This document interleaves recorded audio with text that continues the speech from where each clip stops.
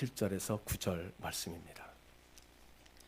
빌립보서 신약성경, 여러분 가지고 계신 신약성경 320페이지, 빌립보서 3장 7절에서 9절 말씀을 우리 같이 한 음성으로 읽도록 하겠습니다. 빌립보서 3장 7절에서 9절 말씀을 같이 한 음성으로 읽겠습니다. 그러나 무엇이든지 내게 유익하던 것을 내가 그리스도를 위하여 다 해로 여길 뿐더러 또한 모든 것을 해로 여김은 내 주 그리스도 예수를 아는 지식이 가장 고상하기 때문이라.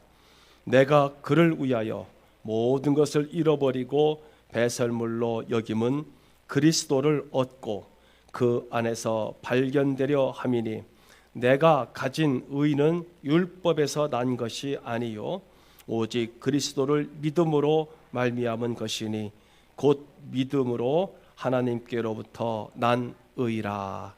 아멘. 할렐루야.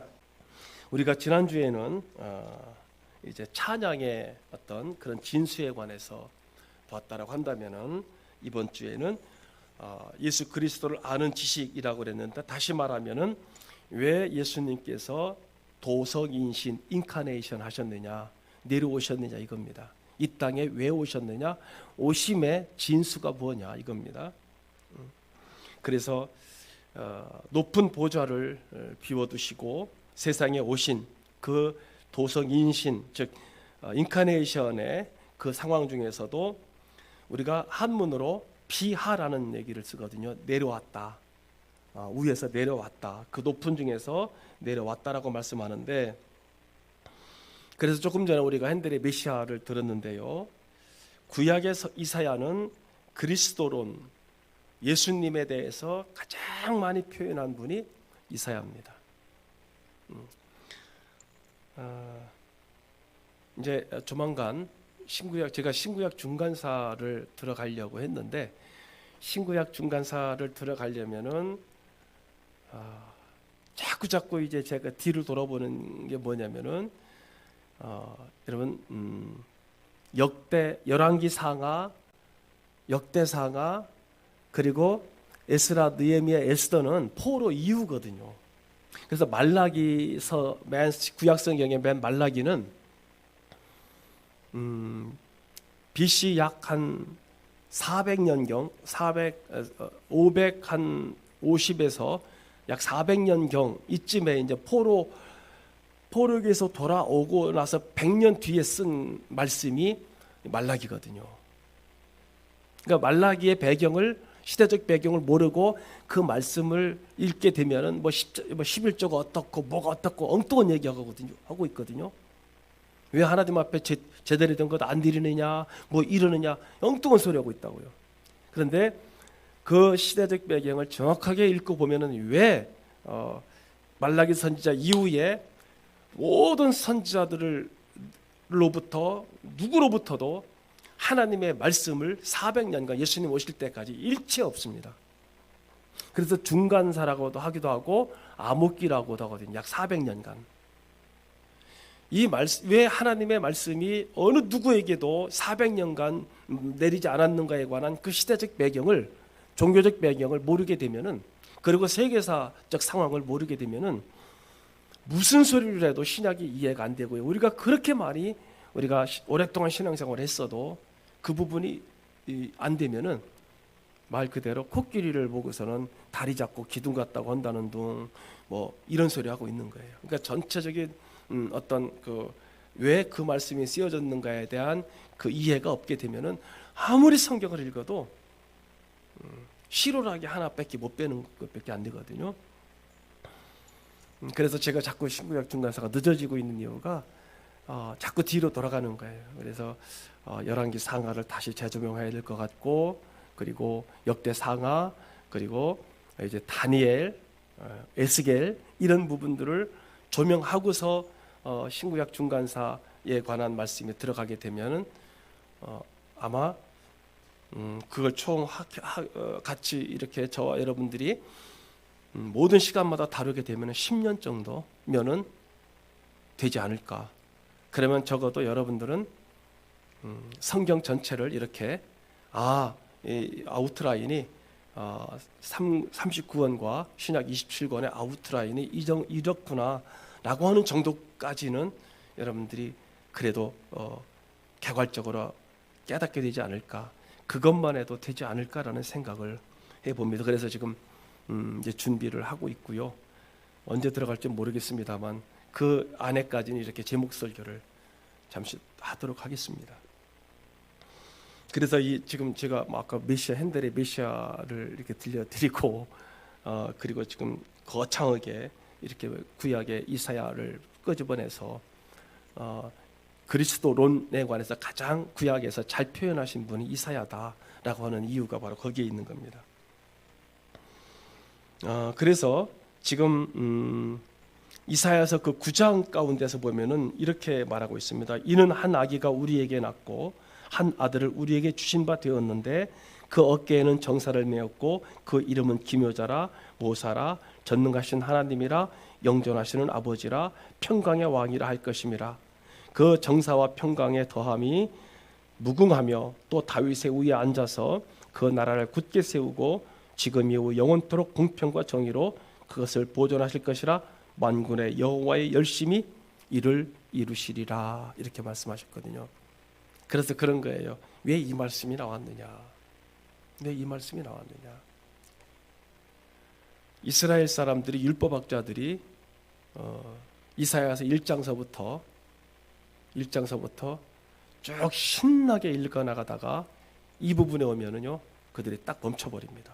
왜요? 저들이 기다리던 메시아가 아니에요. 저들이 기다리던 메시아는 다윗을 능가하고 아브라함을 능가하는 메시아였습니다. 다분히 정치적이고 군사적인 메시아였습니다.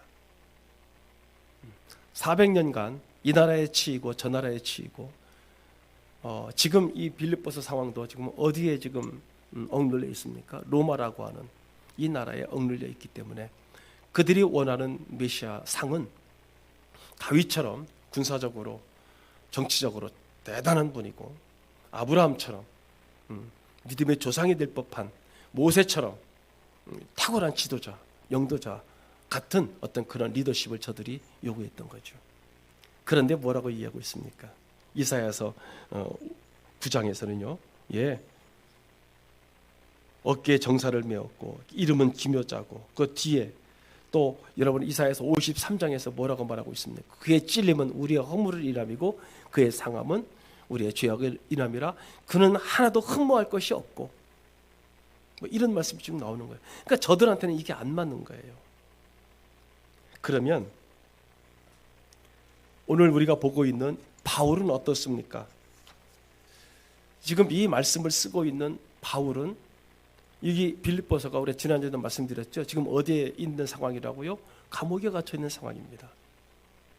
감옥에 갇혀 있는 상황에서 이 빌립보서 전체적인 그런 맥락을 보면은 많은 성도들이 빌립보 교회를 비롯해서 데살로니가, 고린도 수많은 교회들에서 바울에게 이제 어떤 헌금을 많이 했죠. 왜냐하면 옥에 갇혀 있고 그의 구명 운동을 한다든지 뭘 한다든지 여러 가지 것들 때문에 어쨌든 그 초대교회에 바울이 세웠던 교회들의 성도들은 정말로 그를 목숨을 다해서 사랑했습니다.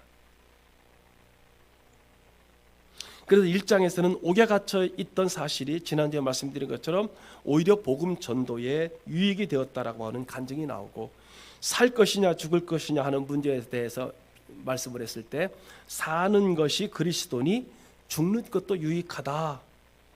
이 생사에 대한 간증을 하셨고요. 그래서 본문 가운데에서는 이 말씀은 뭐냐면은 3장에서는요.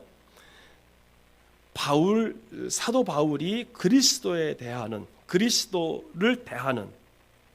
즉 그리스도에 대한 생각에 대해서 이 3장에서 지금 7절 이후에 그렇게 말씀하고 있는 거예요. 그 중에 대표적으로 오늘 우리가 본문 말씀을 보는 것처럼 그리스도를 아는 지식이 세상에서 자기에는 가장 고상하다라고 그렇게 말하고 있는 거죠. 그리스도를 아는 지식이 가장 존귀하고 고상하기 때문에 세상의 모든 것을 자기가 이제까지 가장 탁월하다고 생각했던 율법도, 그다음에 자기가 바리새인인 것도, 자기가 베냐민 지파인 것도, 자기가 이스라엘 중에 이스라엘인인 것도, 그것도 다 버릴 수 있었다라고 지금 그 생의 마지막에서 그렇게 지금 고백을 하고 있는 거죠. 그래서 이 바울의 전 서신을 통해서 그가 가장 많이 쓰고 있는 단어, 제가 자주 말씀드렸잖아요. 그리스도 안에, in Christ. 헬라어로는 엔 크리스토 T라고 하는데, 엔 크리스토. 그래서 그리스도 안에, 이 한 단어 안에 바울의 신앙적 사상이 다 담겨져 있어요. 거기서 쫙 빼내는 거예요. 여러분들이 신앙생활 하면서 당신에게 있어서 신앙생활은 뭡니까? 당신에게 있어서 그리스도는 뭐고 기독교는 뭡니까? 라고 했을 때 뭐라고 대답하실 겁니까? 한마디로 뭐 이것저것 얘기하는 게 아니라 바울은 그리스도 안에라고 한마디 합니다. 그리스도 안에서 활동하고, 그리스도 안에서 기뻐하고, 그리스도 안에서 수고하고, 잠시도 그리스도를 떠나서는 살지 못하는 분, 이 말을 이 칼빈이라는 분은 뭐라고 얘기했냐면은 코람 데오다, 하나님 앞에서. 이게 하나님 앞에서라는 단어와 엔 크리스토라고 하는 단어와 이 똑같은 거죠. 오늘 저와 여러분들의 삶이 그리스도 안에서와 하나님 존전에서, 그래서 코람 데오, 하나님 앞에서 그렇게 사시는 여러분들과 저의 삶이 되시기를 주님의 이름으로 축복합니다. 우리가 다시 한번 돌아가 보면은 아까 유대인들이, 요즘에 우리가 새벽 예배 때 지금 14장, 마태복음 14장 15장, 우리가 어쨌든 마태복음 5, 6, 7장 산상수훈을 지나면서 8장에서부터 이제 본격적으로 예수님의 생애가 이제 사역이 시작되고 있지 않습니까? 그때마다 계속 충돌되는 게 누구랑 충돌하고 있습니까? 바리새인들이죠. 서기관들이죠. 유대인들이죠. 계속 충돌하죠. 매 장마다 충돌합니다. 오늘 아침에도 충돌했습니다. 말씀을 보면서. 왜요? 오늘 아침에는 뭡니까? 15장에서 왜 너희 그 예수님이 말씀하시기를 왜 네 제자들은 밥 먹는데 밥 먹기 전에 손 안 씻느냐 이랬잖아요. 손 안 씻는 것, 즉 이건 율법이 아니에요. 율법이 이건 이제 화요일 날 볼 말씀입니다. 제가 준비해 놓고서 율법이 아닌데 저들이 구전되어 오는 율법이, 그걸 보고 이제 시행세칙이라고 그러잖아요. 십계명 외에 614가지, 613가지의 시행세칙 중에 무엇도 있느냐면 밥 먹을 때 손 씻어라. 이거는 기록된 율법이 아니고 구전된 율법이거든요. 그것 가지고 싸우는 거예요. 그러면 지금 바울이 예전에 어떤 사람입니까? 이런 사람이었습니다. 율법에 속한 사람이었고요. 율법에 매인 사람이었고요. 그래서 여기 3장에 여러분들이 요 4절, 5절, 6절 나중에 좀 이따 보겠습니다만은 이 말씀에 보면은 바로 그런 얘기가 나와 있습니다. 5절에 보면 나는 8일 만에 할례를 받았고 이스라엘 족속이고 베냐민 지파고 히브리인 중에 히브리인이고 율법으로는 바리새인이요. 이게 무슨 얘기냐 하십니까? 율법에 이 가말리엘 학파, 이 가말리엘 학파가 당시 바울 당시에 3대 학파 중에서 가장 높은 위치에 높은 학력, 어떤 그런 학을 가진, 율법에 있어서 그런 학파, 그 학파의 수제자가 바울입니다. 가말리엘의 수제자가 이 바울입니다. 그러니까 지금 오늘 우리가 이 본문을 보면서 바울이 이런 사람이 다메섹 도상에서 주님을 만난 다음에 한마디로 정말로 이렇게 그 모든 것을 내려놓을 수 있었다. 그래서 심지어는 바울은 그리스도에 미친 사람이다라는 별명이 있을 정도로 그랬잖아요. 사도행전에서 보면 내가 바울아 내가 미쳤도다 아그리빠 왕이. 이런 사람이었었는데 이제는 그가 but now 그러잖아요. 또 하나 단어가 영어 성경에 보면은 모든 것 중에 그러나 이제 but now라고 하는 이 영어 단어가 또 가장 많이 쓰여져 있어요. in Christ라고 하는 단어와 but now 그러나 이제라는 단어가 가장 많이 쓰여 있거든요. 이제 그 무슨 얘기예요? 전에는 이랬었던 내가 그러나 이제 이렇게 되었다라고 얘기를 하죠. 그야말로 그리스도께 온전히 그 죽을 때까지 몰두하고 있었던 분입니다. 그리스도에 미친 사람입니다. 그래서 바울에게 있어서 참된 그리스도의 진수를 발견하는 것이 정말로 그 바울이 이미 발견했잖아요. 바울이 발견한 그리스도가 오늘 저와 여러분들에게 공감이 되고 체감이 되고 체휼이 되시기를 부탁을 드립니다. 누구는 열심히 좋대 이런 얘기할 필요 없습니다. 그러면 어떻게 바울이 이렇게 그리스도의 가치를 깨달았느냐 이거죠. 이건 사람마다 다 달라요. 여러분 성도들마다 각자 개체개별적으로 다 다릅니다. 사실 저는 그렇죠. 누구나 다 그런 경험을 있을 겁니다. 처음에 신앙생활하고 하나님을 알고자 하는, 예수님을 알고자 하는 어떤 그런 강렬한 그런 소망을 느낄 때가 있었을 겁니다. 근데 그러나 그때는 여러분 성경을 통해서밖에는 또는 교회 목사님을 통해서밖에는 알 수가 없는 상황이죠. 그런데 그 어느 한계선을 뛰어넘게 되면은 누가 역사하시느냐면은 성령께서 역사하시더라고요. 깨닫게 하세요, 자꾸. 이거는 가방끈 길고 짧고 상관없습니다. 박사들이 오히려 더 몰라요. 8절에 말하기를 이렇게 말합니다. 3장 8절에서 또한 모든 것을 해로 여김은 내 주 그리스도 예수를 아는 지식이 가장 고상하기 때문이라. 왜냐하면 내가 그를 위하여 모든 것을 잃어버리고 배설물로 여김은 그리스도를 얻었다라고 말합니다. 그리스도를 얻었다. 그래서 조금 전에 말씀드린 것처럼 5절, 6절, 7절 쭉 보시면은요 그렇게 말하고 있지 않습니까? 그러니까 완전히 율법으로만 한 거예요. 난지 8일 만에 할례를 받고 이렇게 말하죠. 이게 굉장히 자랑 중에 자랑입니다.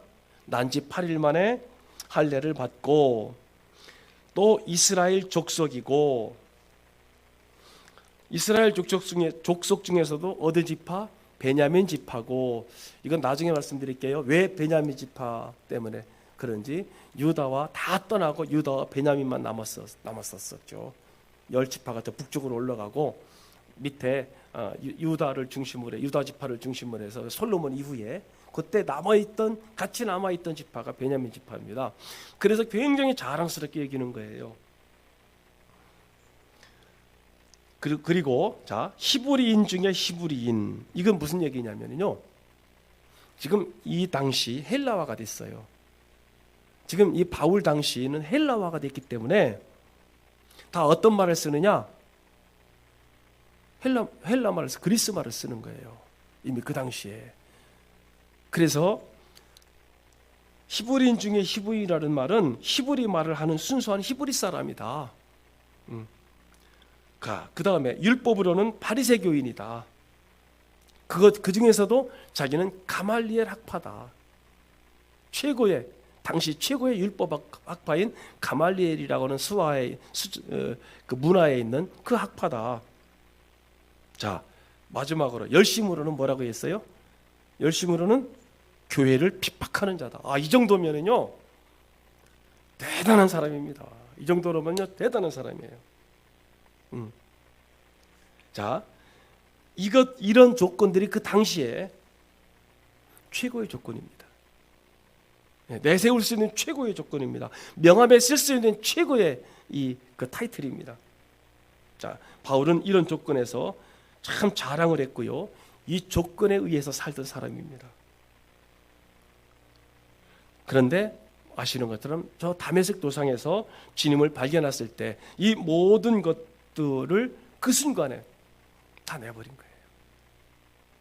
그래서 거기서 가장 중요한 단어가 우리가 독산, 큐리오스, 영광, 원래 명사가 독사인데 이거를 이제 넘어가면서 독산 퀴리오스, 영광의 퀴리오스는 주입니다. 그런데요, 그 당시에 주라고 하는 단어를 쓸 수 있는 유일한 사람이 누구냐면 여러분 시저입니다.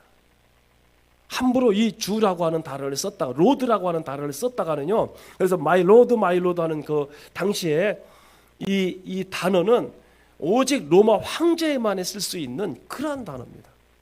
그런데 바울이 지금 그 다메섹 도상에서 하나님으로부터 빚을 받은 다음에 첫 번째 하는 얘기가 뭐예요? 독산 퀴리오스, 영광의 주. 영광의 주는 이 영광이라고 하는 단어 어디에다만 쓰는지 아십니까? 예, 마찬가지 로마 황제에다만 쓰는 단어예요.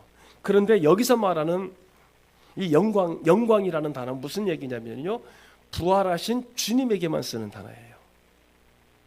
바울의 입에서 이 말이 나온 거예요. 자기도 모르게 이 말이 나온 거예요. 여러분, 이건 우리가 이제 뭐 그렇지, 그런데요, 이 신학적으로 이 따져 본다면은, 신학적으로 따져서 우리가 신앙적으로 돌아온다면요, 완전히 이 인생이 바뀌어 버린 거예요. 사상이 틀이 바뀌어 버린 거예요. 그 순간적으로요.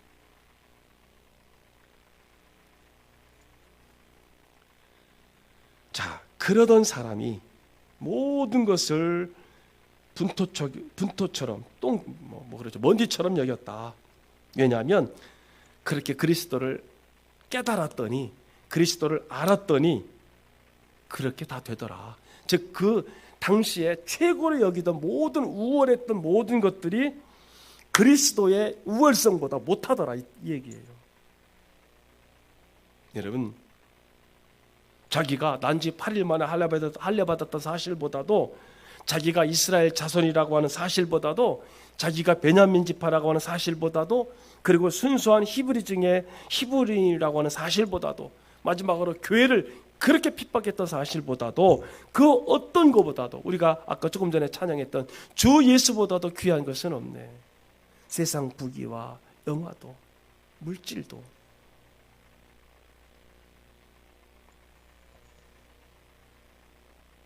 그래서 이 먼저 이제 1장에서 보면은 그리스도가 천사보다 더 나으시다, 천사보다 더 뛰어나다라는 말을 1장에서 하고 있고요. 이 3장에서 보면은요, 모세보다도 더 뛰어나다. 모세보다도 더 뛰어나다는 무슨 얘기입니까? 율법보다도 더 뛰어나다. 5장 이하의 말씀에서는요, 대제사장보다도 더 우월하시다. 그 당시 대제사장이 최고 아닙니까? 유대인의 생각 가운데서는 가장 존귀한 것이 뭐냐면, 저들의 그 당시 사상 속에서는요, 천사입니다. 저들에게 가장 뛰어난 존재. 그 다음에 모세고요, 그 다음 제사장입니다. 그리고 대제사장입니다. 그 당시 사상 속에. 그런데 그렇게 여기던 이 바울이 예수님은 그보다 더 나으시고 그보다 더 훌륭하시다, 이 말이 무슨 말이었을까요? 이방 사람들에게 중요한 것은, 오늘날도 중요한 것은요, 권력과 학벌과 세상의 지위와 여러분 기타 등등입니다. 여러분, 요즘에 젊은이들이 주식과 코인으로 투자를 막 하는지 아십니까? 요즘엔 잘 모르겠네요. 비트코인 하나가 5,700만 원. 여기에 대한 비하인드 스토리가 참 많죠.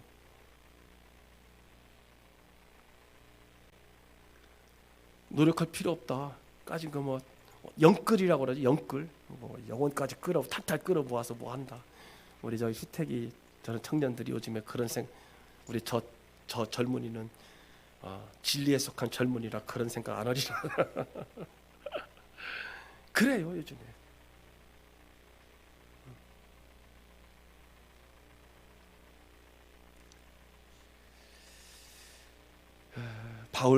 사도 바울이 자기가 가졌던 모든 것을 다 소개한 후에, 자기가 가졌던 다 소개한 후에, 그러나 반나우,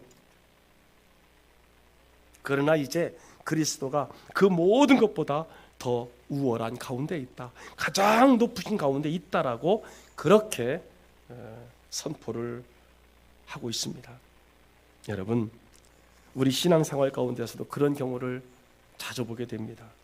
하나님의 은혜에 감사하다고, 예수 믿고 받은 축복 감사하면서 은혜는 감사하면서도 은혜는 감사히 받는데 그 선물을 주시는 여러분 그리스도 자체는 별로 소중하게 여기지 않습니다. 우리가 가장 이렇게 그러잖아요. 하나님 오늘 또 숨을 쉴 수 있고, 오늘 또 이렇게 걸어서 또는 차를 타고 예배 드릴 수 있고, 먹을 수 있고, 볼 수 있고, 어쨌든 숨 쉴 수 있고, 뭐 이렇게 감사하는데 그거를 주신 예수님에 관해서는 그렇게 존귀하게 여기지 않는 거죠.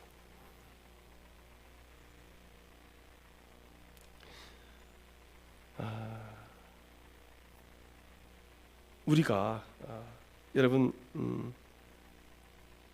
보물적 우리가 마태복음에서 보면은 보물에 관한 그런 진주에 관해서 또는 밭에 붙인 보물에 관해서 이렇게 비유를 들어서 그렇게 말합니다. 천국은 마치 그러면서요.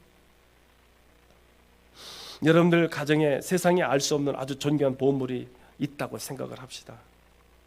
내가 가지고 있는 모든 전 재산을 다 판다 하더라도 그 보물 한 개와는 절대로 비교할 수 없는 그러한 귀한 보물이 있다고 칩시다.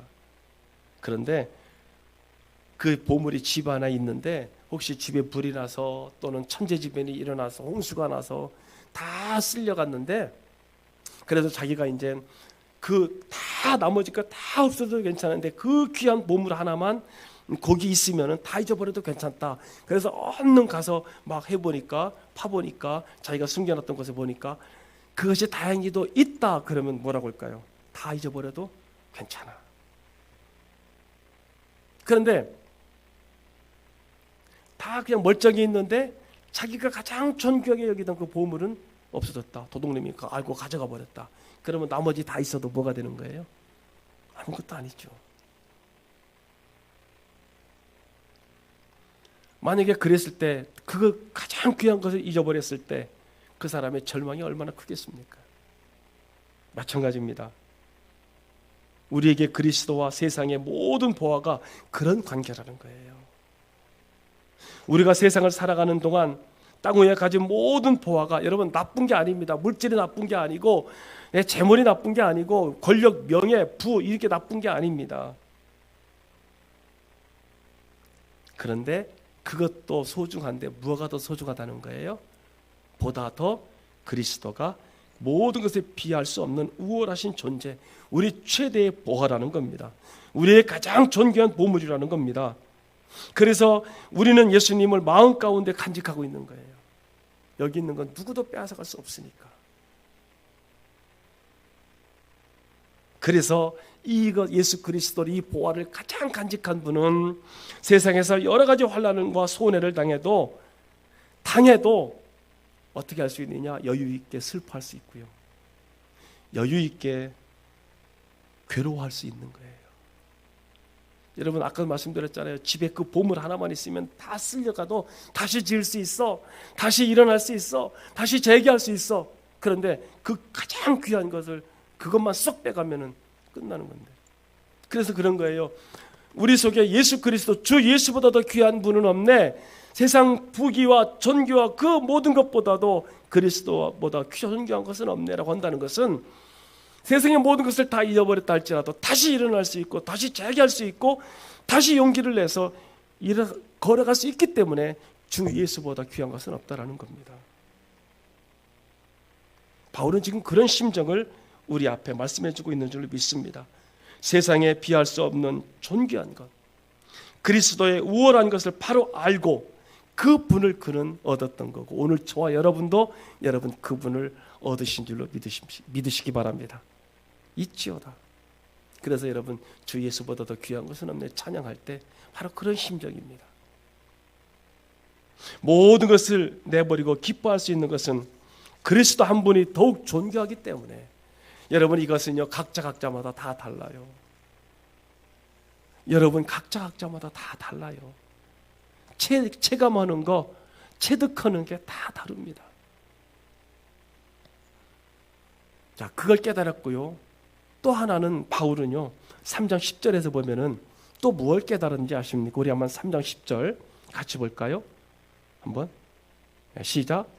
내가 그리스도와 그 부활의 권능과 그 고난에 참여함을 알고자 하여 그의 할렐루야. 여러분 이 말씀 어떻게 생각을 하십니까? 부활에 참여하려면 어디에도 참여해야 돼요? 그의 죽으심에도. 그리스도의 부활의 권능을 알려하여, 다시 말씀드리면 무덤에 계신 그리스도가 어떻게 부활했냐, 그 부활의 능력이 어디에 있었던 거냐, 이것을 알려고 했다는 겁니다.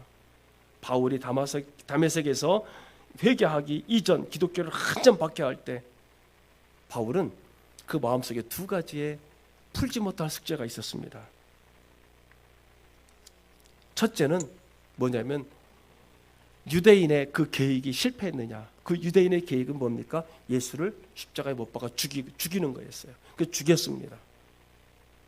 그래서 무덤에다가 넣고 빌라도의 봉인을 꽉 도장 찍어서 그 무덤에다가 돌로 가다가 두세 사람에서 도저히 안 되는 큰 돌로 아기를 막아서 빌라도의 인을 꽉 쳐버렸습니다. 그런데 그분이 살아나신 거예요. 자기들은 다 끝났다고 생각했습니다. 축배를 들고 이제 끝났다. 이제 저 예수로 인한 저런 소동은 이제 예루살렘에서 안 벌어지고 유대 땅에서 안 벌어질 거야라고 이제 끝났다라고 생각을 했습니다. 그런데 어떻게 됐어요? 오히려 더 교회가 일어났고요, 서민들이 일어났고요. 이러다 보니까 저 사람들이 당황하기 시작합니다. 자기들이 죽였다고 했는데 다시 살아난 겁니다. 살아난 걸 봤다고 하는 사람이 있습니다. 그래서 바울이 그 당시에 선두에 서서 이 박해자, 즉 그렇게 얘기하는 사람들, 예수가 다시 살아나셨다라고 부활했다라고 외치는 사람들을 잡아들이고 죽이는 그 일에 가장 앞장섰던 사람이 바울이었습니다. 그래서 그런 거예요. 어떻게 실패를 했지? 그 다음에 두 번째는 뭐냐면요, 아니 예수님을 여러분 잘 아시는 것, 예수 따라다니던 분이 어디 출신들입니까? 어느 지역의 출신들이에요? 거의 다 갈릴리 나사렛 출신들입니다. 갈릴리 출신들이에요. 거기에는 뛰어난 학문가가 없습니다. 뛰어난 권력자가 없습니다. 어부 출신, 뭐 세리 출신, 뭐 이런 사람들.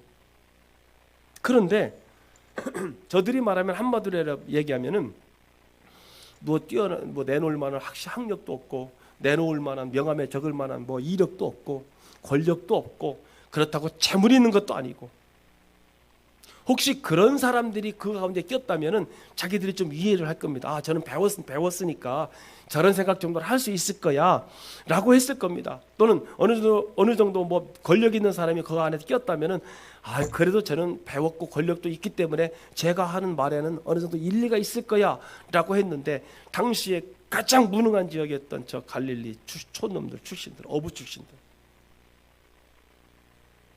그런데 어떻게 하느냐면 예수님 부활 후에 아니 저들이 어떻게 저렇게 활동할 수 있을까? 어떻게 저렇게 힘있게 활동할 수 있지? 여러분 십자가 사건 때 다 도망갔던 사람들입니다. 다 도망갔잖아요. 알몸으로 도망가고 입을 쓰고 도망가고요. 다 도망갔던 사람들입니다. 베드로는 3번이나 비겁하게 예수님 모른다고 했던 사람입니다. 그런데요, 이렇게 비겁하게 도망갔던 그들이 아니 어떻게 저렇게 새로운 용기를 가지고 고함치면서 전도하고 찬양하고 감옥에 들어가면 풀려나고요, 옥문이 열려지고요. 참 이상합니다. 왜 저렇게 용감하게, 무엇이 저들을 저렇게 용감하게 만들었느냐. 이게 바울의 두 가지, 그게 참 의문에 남는 것이었습니다. 이 두 가지 의문점 가지고 바울이 교회를 박해하기 시작한 겁니다. 그랬다가 다메섹 도상에서 예수님을 만났죠. 그래서 고린도전서 15장에 왜 거기 부활의 주님이라고 말하고 있느냐, 이렇게 말하고 있잖아요.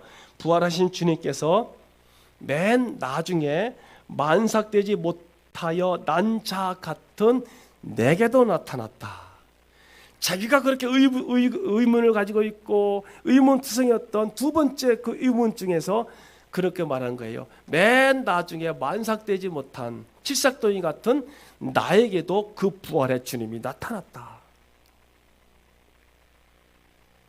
부활의 주님을 보았습니다. 본인이 십자가에 죽으시고 부활하신 독산 퀴리오스 영광의 주님의 권능을 바울이 보았던 거죠. 그때 바울 속에 있었던 의문이 다 해결됐습니다. 아하, 그랬구나. 그 권능 때문에, 이 부활의 주님의 능력 때문에 유대인의 그 하찮은 모략에 실패로 들어갈 수밖에 없고, 저 갈릴리 바닷가 어부 출신의 촌놈들이 저렇게 당당하게 복음을 전하고 힘있게 복음을 전하고 감옥에 들어가도 복음을 전하고 죽어도 복음을 전하는 이유가 저기에 있었구나. 아하, 이거를 본인 스스로가 깨닫게 된 거죠. 여러분, 오늘 여기서 이렇게 예배 드리는 거 저 밖에 있는 분들이 이해할까요? 지금 바빠 죽겠는데 밭에 거름 뿌리고 지금 한참 일해야 되는 판국에 지금 여기 이렇게 앉아서 지금 여러분들의 모습, 마스크 다 쓰고 지금 이렇게 앞자리에 여러분들이 보고 예배 드리는 모습을 저 밖에 있는 분들이 이해가 될까요? 안 됩니다. 그럼 여러분은 이해하십니까? 이 코로나 시국에 모이지 말라고 하는데 그래도 완화시켜서 이 정도 예배를 드리고 있는데 이거 이렇게 목숨까지는 아닙니다만은 하여튼 이렇게 해서 예배를 드리고 있는 여러분들의 모습은 여러분들 스스로 이해하십니까? 이해가 되시면은 여러분들에게 큰 하늘의 신령한 축복과 땅의 기름진 축복이 함께 하시기를 축복합니다. 예배 드리는 이유가 있어야 돼요.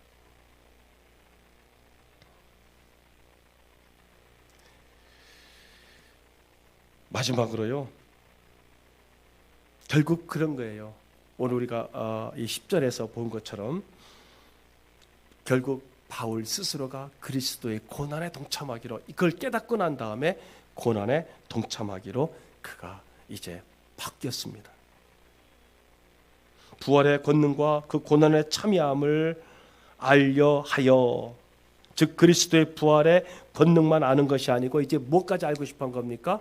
왜 그리스도가 죽었느냐, 그 고난을 알기를 원했다고 얘기하고 있습니다. 영광에만 참여하는 것이 아니고 어려움에도 참여하려고 합니다. 빌립보서 1장 29절에 보면은 너희가 은혜를 받는 것은 주를 믿을 뿐더러 그를 위해서 고난도 받게 하려 함이라. 은혜 받은 것보다 더 높은 성도들은요, 단순히 주를 믿는 것뿐만이 아니라 주님을 위해서 무엇도 받는다는 겁니까? 고난도 기쁘게 받는다는 뜻입니다. 애써 고난에 참여합니다. 주님의 고난에 참여하면서 그리스도의 참된 진실성을 그 마음에 깊이 느낀 줄로 압니다. 그래서 지금 우리가 절기상으로 보면 사순절이라고 합니다. 그래서 3월 26일은 종려주일이고요. 그래서 월, 화, 수 여기가 이제 그래서 이제 목요일 날 밤에 주님이 잡히셔서 이제 십자가에 달려 돌아가시고 절기상으로 그렇다는 거죠. 4월 첫째 주일이 부활주일이죠. 여러분 보고 오늘날 같이 이렇게 십자가에 못 박히시라는 것 아닙니다. 생각하고 말씀을 묵상하며 이런 상황이었구나. 그래서 오늘날 우리 상황에서 어떻게 신앙생활을 해야 되냐, 이 상황에서 어떻게 신앙생활을 해야 되느냐. 여러분, 우리가 그리스도의 거룩한 고난에 동참할 때 그리스도의 거룩한 기쁨과 영광과 만족 또한, 부활 또한 여러분들 체득 체험하리라고 믿습니다. 그래서요, 바울 사도가 그리스도의 고난에 동참하면서 어찌 보면은 그리스도의 참된 진리를 터득한 줄로 압니다. 여러분, 고난이 그래서 축복의 통로라고 하는 이유가 뭐냐면, 고난을 제대로 그리스도의 우리가 지난 금요일 날 말씀드린 것처럼 에레미야가 그 고난을 직시했다고 그랬잖아요. 정시했다고 그랬잖아요. 그 고난이 무서운 거 아니고 그 엄청난 나라와 국민에게 그 임하는 저 바벨론으로부터 오는 엄청난 그 고난을 하나님께서 에레미야를 통해서 선포하라. 이거 말씀드린 것처럼 에레미야가 결국 마지막에는 이집트로 그 이집트 파 사람들을 끌고 가서 결국 거기서 돌에 맞아 순교했거든요. 죽을 때까지.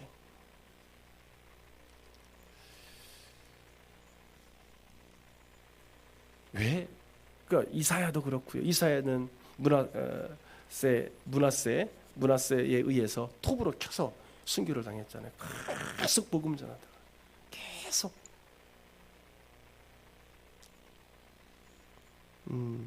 왜 그랬느냐 이거죠. 왜? 이렇게 좀 더 쉬운 생각을 한번 해보고자 합니다. 그 영국에서 실제로 있었던 얘기라고 하는데요. 한 번은 어떤 돈 많은 부자가 실제로 그 많은 재물을 가지고 이분이 평소에 뭐를 했느냐면은 세계의 그 명화들을, 그림들을, 고가의 그림들을 매입했다고 합니다. 많이 매입했대요. 그런데 얼마 후에 죽었다는 거죠. 그리고 그 상속자 아들은 이미 죽었다는 거죠. 미리 죽은 겁니다. 부모님보다. 그런데 그 부자의 유언을 따라서 그 많은 그 명화, 보물들이 경매에 붙여지게 됐다는 겁니다. 경매에 붙여지게 됐는데 그분이, 이 부자가 모은 그 그림들이 워낙 명화이기 때문에 그림 애호가들이 그분의 그림을 굉장히 탐했다는 거예요. 그래서 경매에 붙여지지 않습니까? 경매에 이제 나와서 이제 이제 그림을 이제 경매에 붙이는데 맨 첫 번째 유언에 따라서 맨 첫 번째 그림부터 경매에 붙이라고 했다는 거예요.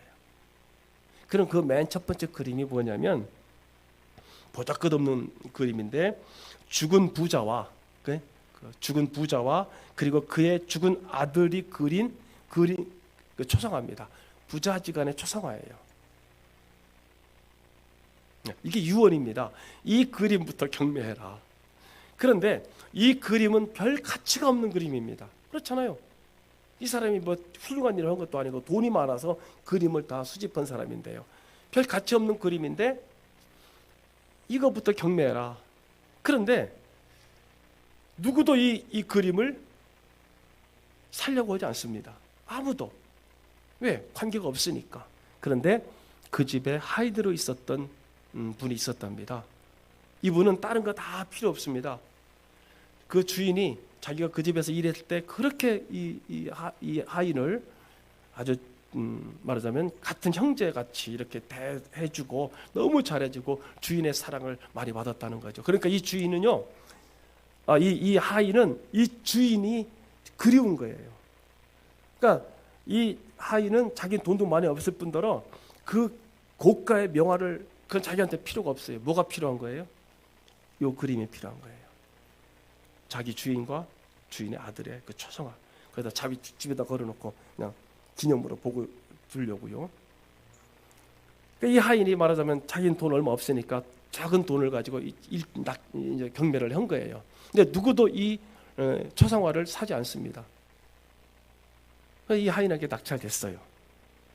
이제 나머지 경매에 붙여야 되잖아요. 그런데 경매가 딱 중단됐어요. 왜요? 유언에 따라. 유언장에 뭐라고 되어 있느냐? 이 초상화를 매입한 경매인에게 나머지 모든 그림은 무상으로 제공한다. 이게 유언장이었어요. 그래서 이 하인은 자기는 종으로서 어쨌든 그 주인의 사랑을 너무 많이 받았기 때문에 주인을 기념하기 위해서 그 초상화를 구했지만은 나머지는 어떻게 한 거예요? 다 따라온 거죠. 보너스로. 이해가 되세요? 왜 우리가 예수 그리스도가 가장 존귀하냐? 왜 우리가 예수 그리스도가 이 세상에서 가장 내 생명이고 내 구원이고 내 모든 것 되느냐라고 하는 이유가 뭐냐? 누가 보기에 근원이십니까? 그분이고. 그분이 우리를 이렇게 사랑해서 나를 위해서 십자가 못 박혀 돌아가셨고 부활하셨고 그리고 나를 다시 이 땅에 이제 다시 재림하여 오실 그분인데 우리는 이 땅에 평생 그분 한 분만 모시고 살아가면 나머지는 뭐예요?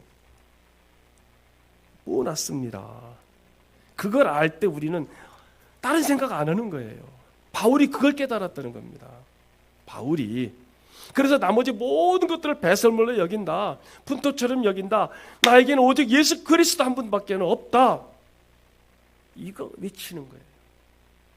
사랑하는 성도 여러분, 오늘 저와 여러분들도 이 진수, 예수 그리스도의 이 진수를 깨닫고 그리스도만이 내 모든 것입니다 라고 하는 이런 고백이 여러분들의 신앙 살아가는 동안, 일생 동안 이거 붙잡고 살아가시는 저와 여러분 되시옵기를 우리 주 예수님 이름으로 간절히 축복합니다.